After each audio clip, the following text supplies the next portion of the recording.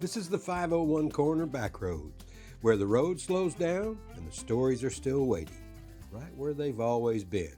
Now let's get going. Hey gang, let me tell you about the day I almost made Arkansas history for all the wrong reasons. I came this close to drowning the mother of a future president of the United States. Yeah, try living with that one on your conscience. Now, this was back in the mid-70s when I was a young coroner, still trying to prove I knew what I was doing. I was renting a house on beautiful Lake Hamilton down in Hot Springs.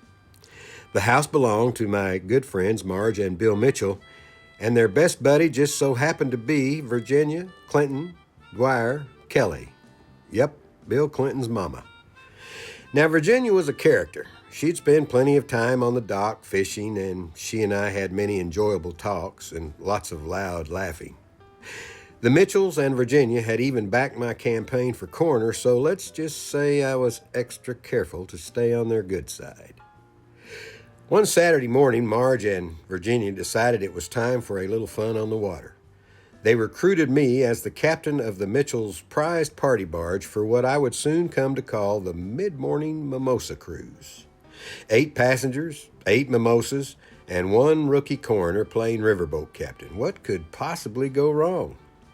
At first, things were going just fine. The sun was shining, the lake was calm, and the ladies were in full storytelling mode. There was laughter, toasts, and the kind of loud chatter that can probably still be heard echoing across the lake. Suddenly, Marge called out in her loud voice, "Hey, coroner man, drive closer to the shore so we can wave at our friends on the docks." Well, I turned that barge toward the shoreline nice and easy, and that's when disaster struck. We passed one of their good friends standing on her dock. The moment that woman waved back, every single one of my passengers, and I do mean every single one, leaped out of their chairs and rushed to the starboard bow like they had just spotted Elvis. Suddenly, the front end of the barge was diving nose first into the water. We weren't cruising anymore. We were dolphin diving, skimming through the lake like something out of Flipper. I cut the power immediately and yelled, "Ladies, get back to your seats now!" But let me tell you, when mimosas are flowing, common sense isn't. I swear half of them didn't even realize we were about to be headline news.